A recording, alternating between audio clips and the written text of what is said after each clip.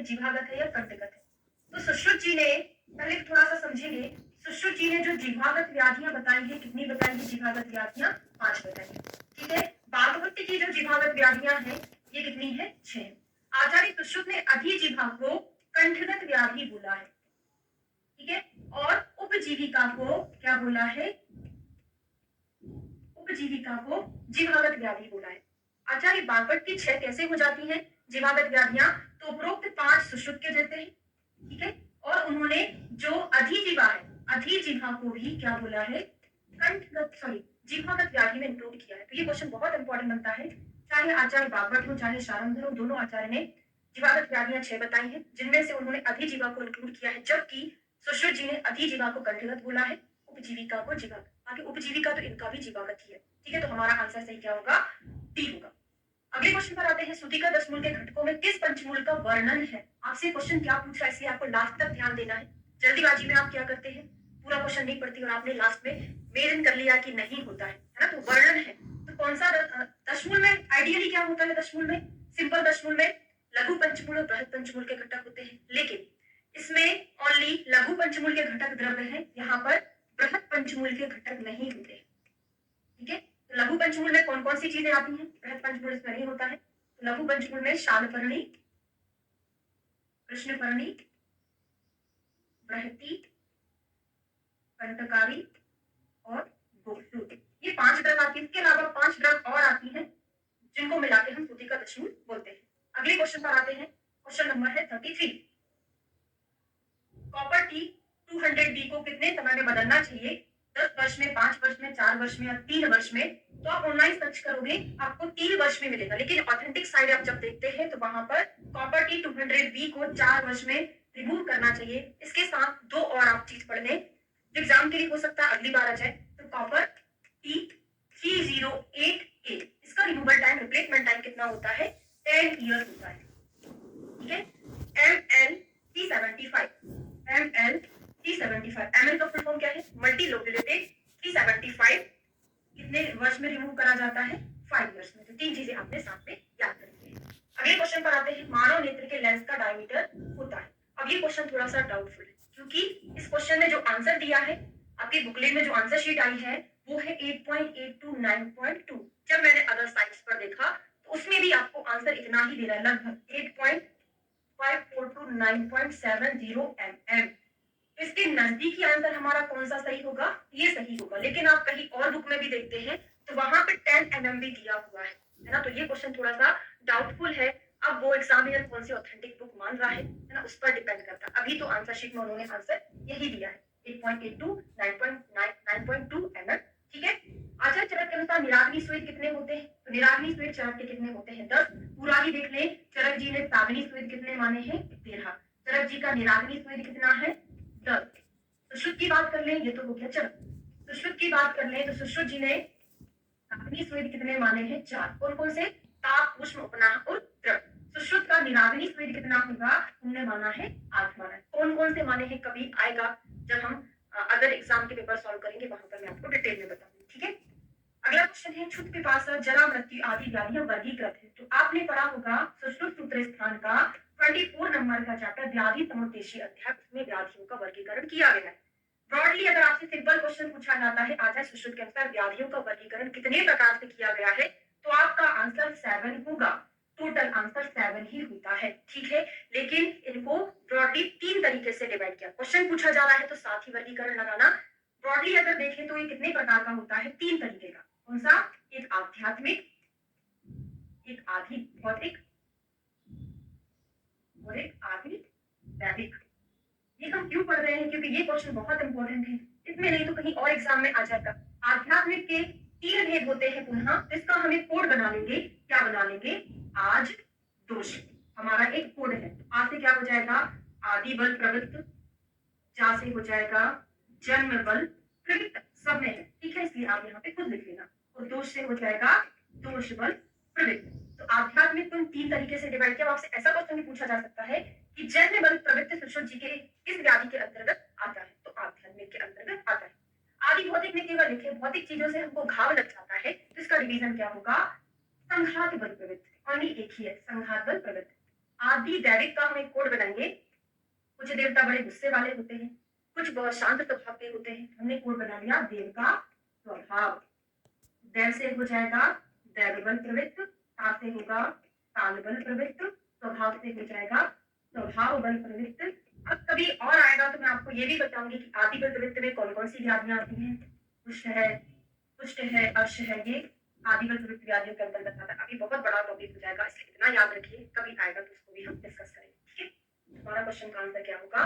क्षुधा पिपासा जरा मृत्यु ये व्यक्ति को स्वभाव से आती है। स्वभाव बल प्रवृत्त आदि दैविक एक डिवीजन होता है, उसके अंतर्गत ये व्याधियां आती है। अगले क्वेश्चन पर आते हैं। चरक के द्वारा किसको अकस्मात कामला ज्वरनाशक कहा गया है? पंचगव्य, महापित्तर, महाकल्याण के उपरोक्त में से कोई नहीं। पढ़ाया गया है आपको क्लास में। पंचगव्य अपस्मार, कामला और ज्वरनाशक होता है। इसका एक कोड मैंने बनाया था आपको यहाँ पर, जैसे Jack Sparrow Pirates of Caribbean का एक हीरो है ना जैक स्पैरो, उसका मैंने आपको एक स्नेह की मात्रा में भी याद कराया था कि जब हम स्नेह की ऋस्व मात्रा ग्रहण करते हैं तो वो कौन से व्याधियों को नष्ट करता है। तो वहां पर भी हमने ज्वर, अतिसार, कास पढ़ा था। लेकिन यहाँ पर जैक का अलग मीनिंग हो जा रहा है, ज्वर, अपस्मार और सी फॉर कामला। ठीक है, आगे बढ़िए। एपिस्पेडियास व्याधि है। एपिस मतलब क्या होता है? ऊपर। हाइपो मतलब क्या होता है? नीचे। तो जन्म से मूत्र मार्ग पेनिस की ऊपरी सतह पर, क्योंकि एपिस मतलब ऊपर होता है, अगर आपसे क्वेश्चन हाइपोपेडियास पूछा जाता तो वो अधो सतह पर होता। ठीक है, तो क्वेश्चन में ही कुछ कुछ आंसर छुपे होते हैं, तो आप यहाँ से पता कर सकते हो कि ये जन्म बल से मूत्र मार्ग पेनिस की ऊपरी सतह पर होता है। ठीक है, अगले क्वेश्चन पर आते हैं। क्वेश्चन नंबर 39 है। चरक संहिता के अनुसार तेल स्नेहपान के निर्दिष्ट ऋतु क्या है? तो तेल हम प्रावट ऋतु में करते हैं, शरद ऋतु में हम घृत का सेवन करते हैं, प्रावट ऋतु में वात का प्रकोप होता है। लेकिन ये इसलिए कंफ्यूजन होता है, मैंने बोला था शुरुआती में ही कि इसमें जो कंफ्यूजिंग क्वेश्चन है, जो हमको सॉल्व करने में डिफिकल्टी होती है, उसको हम आसानी से समझेंगे। तो आपका दिमाग कहाँ जा रहा है? तेल वात का शमन करता है, और वात का शमन, वात का प्रकोप कहाँ होता है? वर्षा ऋतु में, आचार्य चरक के अकॉर्डिंग। लेकिन तेल का स्नेहपान प्रावट ऋतु में किया जाता है, क्योंकि आचार्य सुश्रुत ने प्रावट ऋतु में भी तो बोला है ना वात का, प्रावट ऋतु में ही बोला है वात का प्रकोप सुश्रुत ने, उससे कोई लेना देना नहीं है। उन्होंने स्नेहपान के बारे में वर्षा ऋतु में नहीं बोला है तेल का, कहाँ बोला है? प्रावट में। और शरद में घृत का, और माधव में इसका, वसा और मंड का। इनके साथ हम ये भी पढ़ लेते हैं कि तेल का जो अनुपान होता है वो यूज होता है, घृत का उष्ण जल होता है, वसा मंड का क्या होता है? वसा मज्जा है, मंड नहीं, मंड का, मज्जा का अनुपान क्या होता है? मंड होता है। ठीक है, और कॉमनली अगर आपसे पूछे हमको ये डिफरेंट टाइप ऑफ अनुपान नहीं मिल रहा है, तो आप सबके बाद उष्ण जल का सेवन कर सकते हैं। उष्ण जल उत्तम अनुपान होता है स्नेहपान का। ठीक है, आगे बढ़ते हैं। CD4 सेल की संख्या एक व्यक्ति में कितने से कम हो जाए तो वो एड्स की बीमारी से पीड़ित हो जाता है? इस क्वेश्चन का सही आंसर क्या है? 200 सेल्स क्यूबिक पर क्यूबिक mm। अगर इतना हो जाता है तो वो उसको एड्स हो जाता है। अगले क्वेश्चन पर आते हैं। सोमनाम्बुलिस्म किसको बोलते हैं? तो इंसोम्निया, इंसोम्निया आपने सुना है, इंसोम्निया क्या होता है? रात्रि में नींद ना आना। तो सोम्निया का मीनिंग आप इतना तो समझ गए हो कि निद्रा से रिलेटेड है ना। इंसोम्निया एक बीमारी है ना, उसमें रात में नींद नहीं आती है। तो सोम्निया से इतना समझ में हमको आ रहा कि निद्रा से रिलेटेड है। अब यहाँ पर तीव्र निद्रा अचानक से आना, आध्यात्मिक, दिन के समय निद्रा आना और निद्रा में चलना है ना। तो इसका सही आंसर क्या है? निद्रा में चलना है, उसको हम सोमनाम्बुलिस्म बोलते हैं। ठीक, आचार्य चरक के अनुसार कर पादियों सुप्तता दाहो मुख तालु कंठ शोषो विश्रम शरीर गंधम किस व्याधि का पूर्व रूप है? इतना सारा लिख दिया है तो समझ में आ ही रहा है कि प्रमेह का पूर्व रूप है। लेकिन अगर आपको कुछ स्पेशल पॉइंट लिख देता तो कर वादियों सुप्तता, हाथ पैर में सुप्तता हो रहा है, हाथ पैर में जलन हो रहा है, मुख तालु कंठ सूख रहा है, शरीर से गंध आ रही है, तो ये प्रमेह का होता है। लेकिन अगर आपको इतना लिख दे, जो कि पिछले साल मतलब 2022 में कहीं का एग्जाम हुआ था, उसने पूछ लिया था, एमपी का ही कोई एग्जाम था, उसमें इतना पूछ लिया था दाहा सुप्तांगता चेती, दाहा सुप्तांगता कितना सेम है? सुप्ता दाहो, दाहा सुप्तांगता। तो ये दाहा सुप्तांगता, और ऑप्शन में उन्होंने प्रमेह भी दिया था, पुष्ट भी दिया था, तो बच्चे बहुत कंफ्यूज हो गए थे। ठीक है, तो ये किसका पूर्व रूप होता है? ये पुष्ट का पूर्व रूप है। याद कर लो भाई, हम तो कोड बना ले रहे, क्या बना ले रहे हमने? खुदा, एक कोड बना लिया, खुदा, खुदा जो बोलते हैं ना, खुदा या खुदा, कु से पुष्ट का, दाह से दाह सुप्तांगता, क्योंकि थोड़ा सा आगे पीछे है उसमें ही आपका क्वेश्चन का आंसर गलत हो जाता है। ठीक है, तो प्रमेय का ये पूर्व रूप हुआ, और जो मैंने लिखा है वो किसका है? पुष्ट का। आचार्य चरक के अनुसार तमक श्वास लक्षण किसके किस वेद में मिलता है? तो आपको क्लास में याद कराया है कि तमक श्वास के भेद कितने होते हैं? दो। देखो बहुत सारी चीजें हम क्लास में कोड से कुछ इमेजिनेशन से, कुछ स्टोरी से, इन सभी फैक्ट्स के थ्रू याद करते हैं। हमने याद किया और ऐसे फैक्ट में आपको चीजें अच्छे से याद भी रहती है। ठीक है, तमक श्वास के दो भेद होते हैं, कौन कौन से? एक संतमक श्वास होता है और एक प्रतमक श्वास होता है। ठीक है, बाघभट्ट और सुश्रुत ने, ये चरक ने बोला था, बाघभट्ट और सुश्रुत ने संतमक का वर्णन नहीं किया। आपके 3-4 क्वेश्चन एक क्वेश्चन में मैं कवर करा रही हूँ। संतमक बाघभट्ट सुश्रुत ने नहीं माना है, उन्होंने ओनली किस श्वास का वर्णन किया है? प्रतमक श्वास का वर्णन किया हुआ है। हमने इतना क्यों पढ़ा? हमको बस इतना जाना था कि तमक श्वास के दो भेद, तो ये विस्के कर लिया, साथ में ये भी याद कर लिया। ठीक है, आगे क्वेश्चन पर आते हैं। 44 है, चरक के अनुसार गर्भावस्था के छठे माह में गर्भिणी स्त्री को पथ्य आहार देना चाहिए। तो ये टॉपिक मैंने गर्भिणी को कैसा आहार देना चाहिए पूरा चरक का, सुश्रुत का, बाघभट्ट का, हारित का तक मैंने बहुत अच्छे से यूट्यूब पर पढ़ाया हुआ है। आप वहां से जरूर देखिएगा, एक ना एक क्वेश्चन हर एग्जाम में पूछा जाता है। और गर्भस्रावरोधी पदार्थ, वो भी विद ट्रिक से पढ़ाया है। यह बिजली 2022 का पेपर अगली क्लास में सॉल्व कराने वाली, उसमें भी आएगा विद कोड के, हम उसको याद करेंगे। ठीक है, तो मैंने वहां पे आपको याद कराया है कि 5th नंबर का हम मिड पॉइंट मानते हैं, 5वां महीना। तो यहाँ पर हम क्या देते हैं? शीर प्लस घृत का प्रयोग करते हैं, ये मिड पॉइंट है। इसके बाद लगातार 2 महीनों में सेम ट्रीटमेंट चलता है, कौन सा? 6वां और 7वां में सेम चलता है। ठीक है, तो यहाँ पे मधुर वर्ग की औषधि सिद्ध शीर सर्पी, शीर सर्पी तो रहेगा, इसमें मधुर औषधि सिद्ध हो जाएगा, इसमें मधुर औषधि सिद्ध हो जाएगा। तो मिड पॉइंट के बाद 6वें महीने में हम ये लेते हैं। अभी तो नहीं समझ में आ रहा, वीडियो देखेंगे जरूर समझ में आएगा। ठीक है, चरक के अनुसार निम्न में से किस एक को त्रिमर्म नहीं कहा है? नहीं पूछा है, तो हृदय वस्ती से त्रिमर्म में आता है, नाभि त्रिमर्म में नहीं आता। अगले क्वेश्चन पर आते हैं। आदर्श सुश्रुत के अनुसार मानव शरीर के कोष्ठ में कितनी पेशियां होती है? तो पहले तो पेशी कितनी होती है सुश्रुत की याद कराए हैं, पा से पेशी, पा से 500, चरक की पेशी कितनी होती है? 400। पूरा कर लो, पेशी का डिवीजन शाखा में कितनी होती है, मध्य में कितनी होती है, और ऊर्ध्व चतुर्भुज कितनी? मध्य मतलब कोष्ठ। तो 400 पेशी हमने किसको दे दी? शाखाओं को दे दी। अब 100 बचा। तो देखिए, पेशी को हम क्या बोलते हैं? मसल्स बोलते हैं ना। तो हीरो क्या बनाने जाते हैं? 6 पैक बनाने जाते हैं। यहाँ पर देखते हैं ना 6 पैक, तो 6 पैक याद कर लो, पेशी 6 बनाते हैं। तो 66 कहाँ हो जाएंगी? मध्य में हो जाएंगी। अब 466 हो गया, तो कितना? 466 हो गया। 34 ऐड कर दो, टोटल इतना मिला के 100 हो जाएगा, ये 400, टोटल 500 हो जाएगा। ठीक है, तुम्हारा आंसर क्या होगा? 66 होगा। अगले क्वेश्चन पर आते हैं। आचार्य सुश्रुत के अनुसार प्रतानवती किसका प्रकार है? तो प्रतानवती स्नायु का प्रकार है। स्नायु कितने प्रकार का होता है? 4 प्रकार का। संख्या कितनी होती है? 900 होती है। ये जो 4 है कौन कौन से होते हैं? तो एक होता है प्रथु, एक होता है प्रतानवती, एक होता है सुश्रुत, और एक होता है व्रत। कभी अगले पेपर में जब आएगा तो हम ये भी पढ़ेंगे कहाँ कहाँ पर पाए जाते हैं, वो भी क्वेश्चन बहुत इंपॉर्टेंट है। ठीक, संस्थान निम्न में से किसका पर्याय है? उपशय का, पूर्व रूप का, लिंग का, संप्राप्ति का। तो संस्थान और व्यंजन क्लास में आपको याद कराया है, चरण निदान स्थान के फर्स्ट चैप्टर का है कि आप कहीं अपना रूप बनवाने जाते हो, कहाँ जाते हो? पार्लर जाते हो। पार्लर, रूप मतलब लक्षण, रूप बनाने के लिए जाते हो, सुंदर सुंदर लगने के लिए जाते हो। तो पार्लर एक संस्थान है, वहां पे तरह तरह के व्यंजन यूज किए जाते हैं आपके रूप को निखारने में। तो संस्थान व्यंजन किसका पर्याय है? रूप मतलब लिंग का। और समुत्थान किसका पर्याय है? समुत्थान, आयतन, ये किसका पर्याय है? ये है हेतु का। हेतु मतलब निदान का। देखो बहुत सिमिलर है, समुत्थान और संस्थान। किसी चीज को उत्थान करने वाला, उत्पन्न करने वाला हेतु कहलाता है। हमने पहले इसका कोड बना लिया, तो इसका जरूरी नहीं है कि आपको कोड बनाकर याद करना पड़े, आप ऐसे भी याद कर सकते हैं। अगले क्वेश्चन पर आते हैं। 49 नंबर का क्वेश्चन है। आचार्य सुश्रुत के अनुसार पुष्ठ विसर्प अधिष्ठाना कौन सी त्वचा है? पूरा तो नहीं बताऊंगी, बहुत लंबा वीडियो हो जाएगा, इतना बस याद कर लो। हमने के टी पढ़ा था। के से पुष्ठ, के से किलास, टी से होता है ताम्रा। फिर हमने के वी डी पढ़ा था।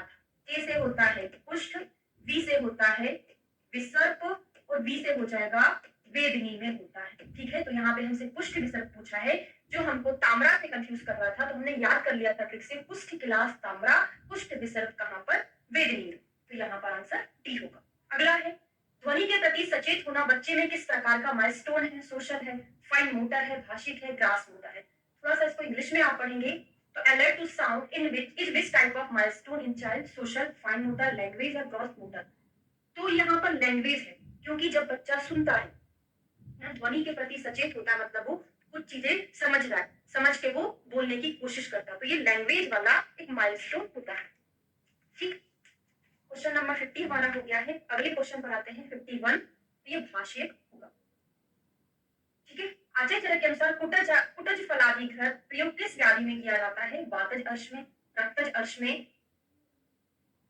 अतिसार में या कफज अर्श में? थोड़ा सा डीप क्वेश्चन है, चरक संहिता से लिया हुआ है, तो ये अर्श वाले चैप्टर से है, तो कफज अर्श में इसका प्रयोग किया जाए। कुटज कुटज फलादि घृत, कुटज क्या करता है ना, स्तंभन का काम करता है, तो यहाँ पर किया जाए। आगे सुश्रुत मानव शरीर में अस्थियों के प्रकार है, हमसे क्या पूछा है? प्रकार। तो अस्थियों के प्रकार हमने 5 पढ़े थे। संधि के प्रकार कितने होते हैं? 8 होते हैं। ये कंफ्यूजन होता है संधि और अस्थि में। अस्थियों के प्रकार देख लिए, संख्या देख लेते हैं। तो चरक, बागभट, काश्यप ने अस्थियों की संख्या 360 बोली है, सुश्रुत ने कितनी बोली है? 3। कितना सारा हमने साथ में कवर कर लिया, तो यहाँ पर आंसर क्या होगा हमारा? 5। माधव निदान के अनुसार सेति कर्तव्य व्यताकः लक्षण किसके लिए आया है? रूप के लिए, निदान के लिए, पूर्व रूप के लिए, संप्राप्ति के लिए। 53 का जो आंसर है सेति कर्तव्यता, मतलब सेति मतलब किसी चीज को ग्रहण करने के बाद आपके जो अंदर लक्षण उत्पन्न हो रहे हैं, तो वो क्या है? ग्रहण मतलब हमने कोई निदान का सेवन किया, तो निदान के लिए बोला गया है। आचार्य चरक के अनुसार शनह मेघ है, तो मैंने आपको जो पढ़ाया था क्लास में ये बताया था कि कभी कभी एग्जामिनर केवल यही पूछ लेता है कौन सा पित्तज प्रमेय। जैसे अभी अभी क्या पिछले साल 2022 सितंबर में जो एमपीपीएससी का एग्जाम हुआ था, उसमें ये पूछ लिया था मंजिष्ठा में किस प्रमेय के अंतर्गत आता है। लक्षण तो बात दूर की बात है, लेकिन उसका केवल भेद ही पूछ लिया जाता है। तो शनह में हमने कफज प्रमेय का एक भेद पढ़ा था, ठीक है। उसमें शनह शनह मूत्र त्याग करता है व्यक्ति। योगराज औषधि का प्रयोग किस व्याधि के लिए किया गया? यूट्यूब पर मैंने पीएससी के सिलेबस के अकॉर्डिंग पूरा चिकित्सीय योग पढ़ाए हुए हैं, 7 वीडियो है उसमें। सारा जितने भी चिकित्सीय योग यहाँ पर आए हुए हैं पूरा उसमें कवर हो रहा है। यहाँ पे योगराज भी पढ़ाया था कि पांडु में दिया हुआ है चरक ने, प्रमाण कितना होता है इसका? इसका प्रमाण होता है उदुम्बर प्रमाण, ठीक है। इसके सेवन में किस चीज का निषेध होता है? स्पेशली चरक ने बोला है, क्या क्या बोला है? कुलत्थ, कपोत और काकमाची का निषेध होता है स्पेशली, बहुत इंपॉर्टेंट है। चरक के अनुसार रोमांतिका व्याधि का लक्षण, सॉरी व्याधि का कारण क्या है? तो मैंने आपको वहां पर क्लास में याद कराया था पिक रोमा, मतलब रोमा को कहीं जाना था, आपने उसको पिक करके उधर छोड़ दिया, तो पिक रोमा। इस पिक से क्या है? पी से पित्त, का से कफ, रो से रोमांतिका और मां से हो जाएगा मसूरिका। तो पिक रोमा, रोमांतिका मसूरिका दोनों के दौरान पित्त कफ दोष होता है, तो ये भी हमारा कोड से सॉल्व हो रहा है। अच्छा, चरक के अनुसार जीवन व्याधि घृत का प्रयोग किस व्याधि की चिकित्सा में किया जाता है? कास में, ज्वर में, शवथु में, या फिर इसका आंसर क्या है? राज्यक्षमा। तो जीवन त्यागी घृत का प्रयोग हम कहां पर करते हैं? राज्यक्षमा में। चिकित्सीय के क्वेश्चन थोड़े डीप रहते हैं, इसलिए अपन चिकित्सा स्थान बुक से जब पढ़ते हैं ना, उसमें योग योग हाईलाइट करते हैं और उनके स्पेशली अनुपात और मात्रा कितनी होती है ना, उसके कंटेंट पे ज्यादा ध्यान नहीं देना, कंटेंट याद नहीं होगा, केवल रोगधिकार याद करना रहता है। तो जीवन त्यागी राज्यक्षमा में दिया है। चरक के अनुसार निम्न में से किस व्याधि का लक्षण पूर्व रूप अव्यक्त है? तो हमने 2 व्याधियां पढ़ी थी, एक छत्रशील और एक होता है वात व्याधि, जिनके पूर्व रूप अव्यक्त होते। थोड़ा सा श्लोक में डिफरेंस होता है। अव्यक्त लक्षणम तस्य पूर्व रूपमिति स्मृतम, ऐसे करके श्लोक आता है। वात व्याधि में सेम टू सेम यहाँ पर ऐसा है और यहाँ पर केवल तेषाम आता है, ठीक है। बस इसमें तेषाम, इसमें बाकी दोनों में अव्यक्त है पूर्व रूप, तो याद आप ऐसे कर सकते हो। छत्रशील केवल एक व्याधि है, तो उसमें एक वचन तस्सा गया। वात व्याधियां बहुत सारी होती है, उसमें बहुवचन तेषाम करके आ गया, ऐसे भी आप याद कर सकते हो, ठीक है। हमारा आंसर क्या होगा? पूरा 59 अधोलिखित में से कौन सा द्रव शास्त्र पायना के लिए प्रयोग नहीं किया जाता? सुश्रुत ने जो पायना का वर्णन किया है, वहां पे क्षार पायना, उदक पायना, तेल पायना, उसमें घृत पायना भी है। तेल पायना का यूज कहाँ करते हैं? सिरावेदन स्नायु छेदन में करते हैं। उदक पायना का मांस के छेदन भेदन पादन के लिए करते हैं। यहाँ पे क्षार पायना का उपयोग ना वो अस्थिगत शल्य का ऐसे कुछ करके काटने के लिए करते हैं। तो ये यहाँ पे अपने तीनों का एक्सप्लेन भी देख लिया, एक्सप्लेनेशन भी देख लिया है। अधिक सूचक के अनुसार निम्न में से ज्वर का कौन सा लक्षण वर्णित नहीं है? तो आपने एक श्लोक ही पढ़ा होगा, स्वेदारोध संताप सर्वांग ग्रहणम ज्वरा, स्वेदारोध संताप सर्वांग ग्रहणम ज्वरा, ये 3 लक्षण स्पेशली बताए हुए हैं सुश्रुत ने, उसमें अग्नि मांद्य का वर्णन नहीं आया। हमसे पूछा है कौन सा वर्णित नहीं है, ये तीनों उसमें होते हैं। अधोलिखित में से कौन सी व्याधि में राउजिंग साइन पाया जाता है? ये भी मैंने आपको यूट्यूब पर ही पढ़ाया था, और मैंने आपको एक कोड बनाया था कि रोज कॉपर खाने से ये क्या करता है? अपेंडिक्स में जमा हो जाता है, तो अपेंडिसाइटिस हो जाता है ना। रोज रॉ मटेरियल खाओगे तो अपेंडिसाइटिस नहीं करेगा, तो रोज से हो जाता है राउजिंग साइन, कॉपर से हो जाएगा कूपर साइन। तो राउजिंग साइन एंड कूपर साइन दोनों के दोनों एक्यूट अपेंडिसाइटिस में पाए जाते हैं। एक्यूट अपेंडिसाइटिस, तीव्र उंडुपुच्छ शोथ। अगला है आचार्य सुश्रुत के अनुसार कर्ण रोग की सामान्य चिकित्सा में इनमें से किसका प्रयोग नहीं करते हैं? तो आपने एक श्लोक पढ़ा होगा, सामान्यम कर्ण रोगेषु, सामान्यम कर्ण रोगेषु, उत्तर तंत्र में बताया है, रक्तपानम रसायनम, फिर दूसरा हाफ है इसमें, अव्यायामो अतिरास्नानम ब्रह्मचर्य अपत्यनम, अव्यायामो आशिरः स्नानम ब्रह्मचर्यम अपत्यनम। तो यहाँ पर ब्रह्मचर्य भी करते हैं, रक्तपान भी करते हैं, रसायन भी देते हैं, कर्ण पूर्ण नहीं आया है, तो हमारा इसका आंसर क्या होगा? हमसे क्वेश्चन पूछा है कौन सा नहीं करते, तो ये तो सब करते हैं, तो आंसर हमारा क्या होगा? कर्ण पूर्ण नहीं करते। इसमें व्यायाम करने का भी मना किया है, सिर से स्नान करने का भी मना किया है, पूरा याद रख लो, हो सकता है अगली बार आपका ऑप्शन में व्यायाम आश्रय स्नान आ जाए।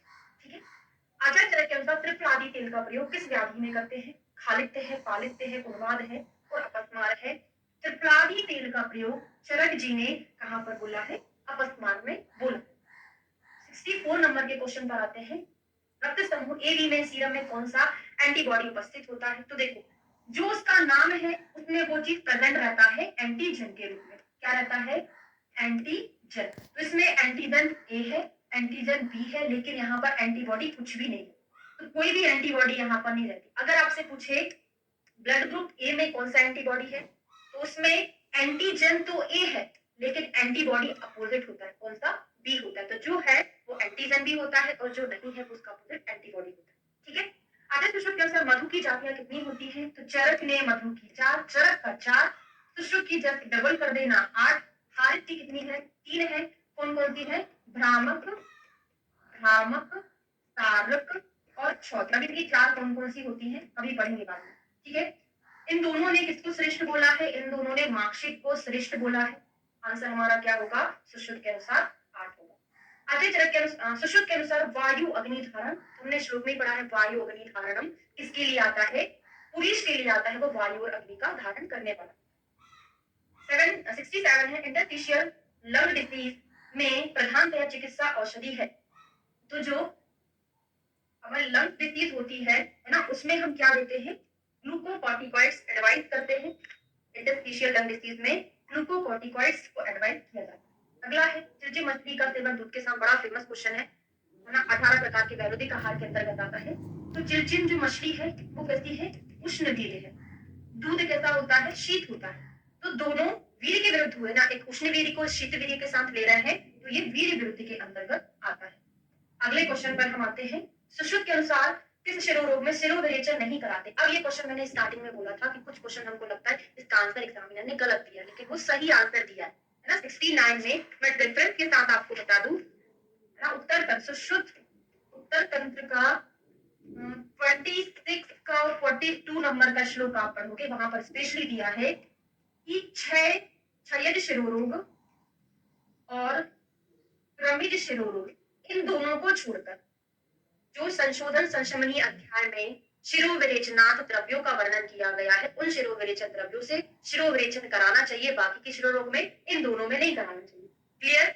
अब जब आप क्रमिक शिरोरोग पढ़ोगे तो वहां पर आपको 2-4 चीजों का नाम देके और शिग्रू वगैरह से बोला है इनमें मूर्ध विरेचन कराना चाहिए। फिर आप बोलोगे कि मैडम मूर्ध विरेचन दिया तो है, लेकिन मूर्ध विरेचन और थोड़ा सा शिरोविरेचन में थोड़ा माइनर सा अंतर होता है। वहां पर हम, आपने नस्य और शिरोविरेचन पढ़ा है ना, शिरोविरेचन मतलब जहां पर हम क्या करते हैं, तीक्ष्ण चीजों से नस्य कराते हैं, उनमें दोष को बाहर निकलना जरूरी होता है ना। तो शिरोविरेचनार्थ इन दोनों में मना किया है, बाकी के शिरोरोग में किया जाता है, तो आपका आंसर क्या होगा? डी सही होगा। तो इसमें आप चैलेंज नहीं कर सकते, क्वेश्चन का आंसर बिल्कुल सही है। ठीक है, औलुक्य दर्शन, न्याय दर्शन, सांख्य, वैशेषिक है, वेदांत है। तो आपने याद करा था रात में उल्लू जो होते हैं उनमें विशेष शक्ति होती है जो रात में देख पाते हैं, है ना। तो उल्लू में क्या होता है? विशेष शक्ति होती है, हमने कोड बनाकर याद किया था वैशेषिक दर्शन का। देश देश निमित्तम स्थौल्यम काशम चा, श्लोक दिया हुआ है जो किसका है? ये है सुश्रुत जी का श्लोक है कि मोटा होने पतले होने में कौन रिस्पॉन्सिबल होता है? रस होता है। चरक जी ने क्या बोला है? आहार और स्वप्न रिस्पॉन्सिबल होता है स्थौल्य कश में। ठीक है, अब आपसे एक क्वेश्चन और पूछा जाता है कि धातु की क्षय वृद्धि के लिए कौन कारण है? ये होता है, ये सुश्रुत का है, और यहाँ पर जो लिखा है वो सुश्रुत का है। धातु की क्षय वृद्धि के लिए रिस्पॉन्सिबल कौन होता है? रक्त होता है। ठीक है, आगे बढ़ते हैं। सुआरिक्वा सिस्टम ऑफ मेडिसिन को किस सन में सीसीआईएम अब एनसीआईएसएम हो गया है, इनमें शामिल किया गया है? तो सन 2012 2012 में ऐसा हुआ था। तो यहाँ पर थोड़ा सा जनरल नॉलेज की मतलब मेडिकल से रिलेटेड पूछा गया है। आचार्य चरक के अनुसार गोमूत्र हरित की, भी मैंने पूरा यूट्यूब पर पढ़ा है, इतने प्रकार की हरित की है, कंस हरित की, गोमूत्र हरित की, ठीक है, दंती हरित की, वशिष्ठ हरित की, अगस्त हरित की, आप वहां जाके देखना, पूरा उनकी मात्रा विध अनुपात बताया हुआ। तो ये कहाँ दिया जाता है? गोमूत्र तीक्ष्ण होता है, पांडु में दिया जाता है। पांडु में क्या होता है? श्रोत अवरोध होता है, जिससे उत्तरोत्तर धातु की पुष्टि नहीं हो पाती है, पांडु होता है। उसमें श्रोतक का संशोधन कराने के लिए हम उसको देते हैं। शल्य चिकित्सा द्वारा किस अंतःस्रावी ग्रंथि को निकालने से नेल्सन सिंड्रोम होता है? एड्रियल ग्रंथि है, थाइमस ग्रंथि है, पिट्यूटरी ग्रंथि है और थायराइड ग्रंथि है। तो यहाँ पर जो आंसर है एड्रिनल ग्लैंड है, जिसको निकालने से क्या होता है? नेल्सन सिंड्रोम होता है। अगले क्वेश्चन पर आते हैं। आचार्य सुश्रुत के अनुसार क्षीण आंतों में कौन सा दोष होता है? तो अपने क्लास में याद किया था, वातज पित्तज कफज, और जो कुड़क ग्रंथि है, कुड़क ग्रंथि में रक्त रहता है। फिर हमने साथ में पढ़ा था क्षीण ग्रंथि पूती पूरे। फिर यहाँ पर ऐसा क्रम इसलिए लिखा था, क्षीण ग्रंथि पूती को एक साथ पढ़ना है। उनमें हम दोषों का क्रम याद करते हैं। जब भी वात पित्त कफ का जोड़ा बनाते हैं, कैसे बनाते हैं? वात पित्त, वात कफ और पित्त कफ। ठीक है, तुम्हारा आंसर क्या होगा? क्षीण आंतों में वात पित्त दोष होगा। तो आंसर हमारा बी सही। सुश्रुत संहिता में वर्णित पथ्यादिवर्ती का रोगाधिकार क्या है? सभी प्रकार के गल रोग है, कर्ण रोग है। तो पथ्यादिवर्ती हमने कहाँ पढ़ा है? उत्तर तंत्र में सभी प्रकार के नेत्रों में इसका प्रयोग किया जाता है। आचार्य सुश्रुत के अनुसार मूषक विष का अधिष्ठान क्या है? तो मूषक विष का अधिष्ठान हमने स्पेशली शुक्र पढ़ा है, बाकी का लूता विष के 7 अधिष्ठान होते हैं ना, क्या क्या होते हैं, कभी आएगा तो पढ़ेंगे। अभी यहाँ पे कितना है, क्या है आंसर? मूषक विष का शुक्र है। वाटर सिंड्रोम किस शरीर अवयव से संबंधित है? वाटर सिंड्रोम क्या होता है? एक प्रकार का ऑटो इम्यून डिसऑर्डर होता है ना, और स्पेशली किससे रिलेटेड होता है? वृक्क से रिलेटेड होता है, किडनी से। ऑटोसोमल है ना, रेसेसिव डिसऑर्डर होता है। ऑटोइम्यून, ऑटोसोमल मतलब वही है ना, तो ये वृक्क से रिलेटेड होता है। सिरा आयामो अंग गौरवम पूर्व रूप किसका है? प्रमेह का, वात रक्त का, शोथ का या हिक्का स्वाद का? हमने आपको पढ़ाया था चरक चिकित्सा स्थान का 12वां चैप्टर, वहां पे सिरा में आयाम होना, सिरा में तनाव होना शोथ का पूर्व रूप है, लेकिन सिराओं में तनुता होना, सिरा तनुत्वम क्या है? ये शोथ का लक्षण होता है। ठीक है, अगले क्वेश्चन पर आते हैं। आचार्य चरक के अनुसार मधुदक पान का विधान किस व्याधि में किया गया है? तो मधुदक, मधु का उदक किसमें देंगे हम? जिसमें हमको कर्षण करना होगा। तो कर्षण के लिए हम इसका प्रयोग कहाँ करते हैं? प्रमेह में करते हैं। तो हमारा 80 क्वेश्चन तक हो गया। हमने 30 से शुरू किया था, 30, 40, 50, 60, 70, 80, 60 क्वेश्चन हमने कवर कर लिए हैं। अगली क्लास में हम बाकी के क्वेश्चन कंप्लीट करेंगे। चलिए, थैंक यू।